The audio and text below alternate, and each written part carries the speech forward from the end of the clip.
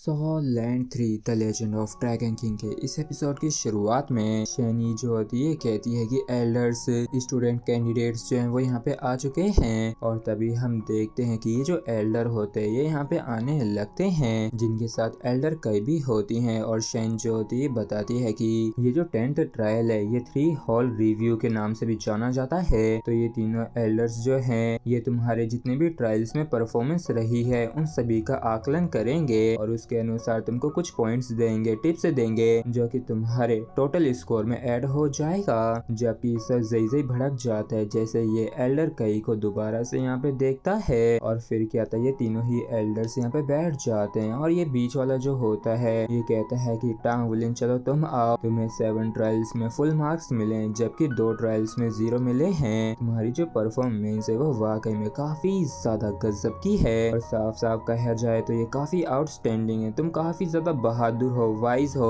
और वाकई में इतनी कम उम्र में भी लीडर बनने के काबिल हो।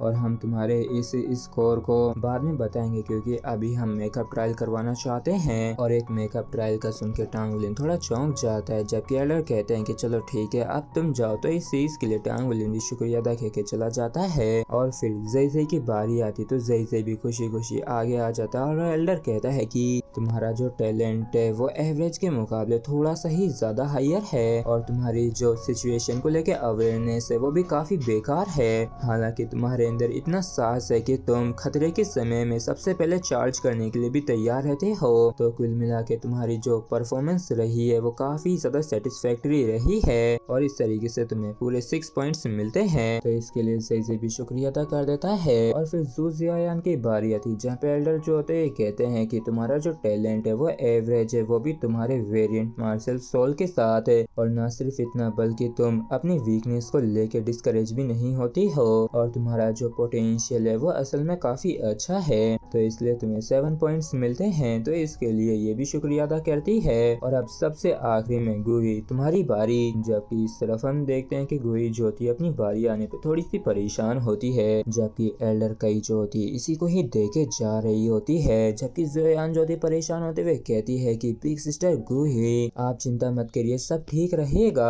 और एल्डर जो होते हैं कहते हैं कि बस 2 ही पॉइंट्स की कमी है जिसके बाद तुम पक्का पास हो जाओगी और चलो गुही आगे आओ। तो गुही जैसे ही आती है और एल्डर कुछ कहने ही वाले होते हैं कि तभी एल्डर कई जो होती है कहती है कि चलो इसके रिजल्ट को मुझे अनाउंस करने दो। और इस चीज को सुन के गुही, टांग विलिन और सब परेशान हो जाते हैं और सोचते हैं कि आखिर अब एल्डर कई क्या करने वाली है। और एल्डर कई जो होती है कहती है कि गुही तुम वाकई में काफी घमंडी और बिगड़ैल हो और तुमने अपने एक्शन के साथ पूरी ही टीम के ऊपर असर डाला। और वैसे तो तुम काफी गिफ्टेड हो लेकिन फिर भी मैं सिर्फ तुम्हें एक और पॉइंट ही दे सकती हूँ और तुम्हारा जो टोटल है वो 59 है। तुम इस तरीके से फेल होती हो और तुम्हें अकेडमी में एक्सेप्ट नहीं किया जाता है। और इस चीज को सुन के गुही जो होती काफी ज्यादा परेशान सी हो जाती है और ये वाकई में काफी तगड़ा झटका था क्योंकि इसने बिल्कुल भी एक्सपेक्ट नहीं किया था कि ये असल में फेल हो जाएगी। तो चलो ठीक है अब तुम लौट के जा सकती हो।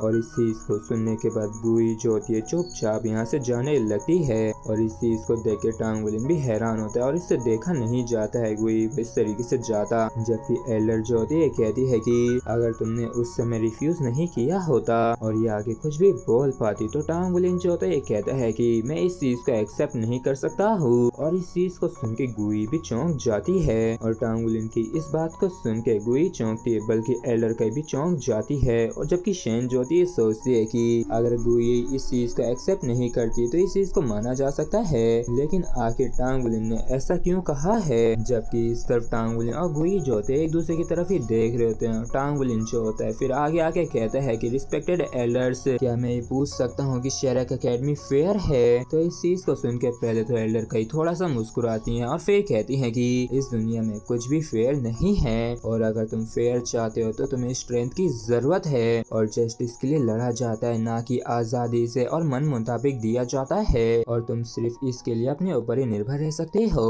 तो टांग विलिन जो होता है ये कहता है कि आपकी इस एडवाइस के लिए बहुत बहुत शुक्रिया, मैंने इस चीज से काफी कुछ सीख लिया है। और अब जब चीजें इस तरीके से हो गई हैं तो एल्डर्स में शेरक अकेडमी के एडमिटेंस को वापस लेता हूँ और एक दिन जब मैं अच्छा खासा स्ट्रॉन्ग हो जाऊंगा तब मैं लौट के आऊंगा जस्टिस को लेने के लिए। और इस चीज को सुन के ये एल्डर भी चौंक जाते हैं कि टांग वुलिन जो है ये अपने एडमिटेंस को वापस ले रहा है। और न सिर्फ एल्डर के होश उड़े होते हैं बल्कि गुई, ज़ई और ज़ुजियायान के भी होश उड़ जाते हैं। टांग वुलिन की इस बात को सुन के बेचारे ये एल्डर भी कुछ भी नहीं कह पाते हैं, जबकि सिर्फ इस चीज को लेकर टांग वुलिन में कोई भी रिग्रेट नहीं होता है। और टांग वुलिन जो होता है ये बाकियों से कहता है कि तुम दोनों को मुझे फॉलो करने की कोई जरूरत नहीं है, क्योंकि वैसे भी ये सारी चीजें गुई और मुझसे ही रिलेटेड हैं, तो इस चीज का तुम्हारे साथ कोई भी लेना देना नहीं है, बल्कि तुम लोगों को यहाँ पे रुक के अच्छी तरीके से कल्टीवेट करना चाहिए। और इस चीज को सुन के ये दोनों ही चौंक जाते हैं और ज़ई जो होता है ज़ू जियायान की तरफ देखने लगता है, जबकि ज़ू जियायान को तो कुछ भी समझ में नहीं आता है कि आगे ज़ई इसकी तरफ क्यों देख रहा है। जिसके बाद ज़ई जो होता है मुस्कुराते हुए मुंह फेरते हुए टांग वुलिन के पास खुशी खुशी जाते हुए कहता है कि चलो ठीक है कैप्टन, उस दिन जब आपने डस्ट के गोल्ड रेड ग्लो बियर को हराया था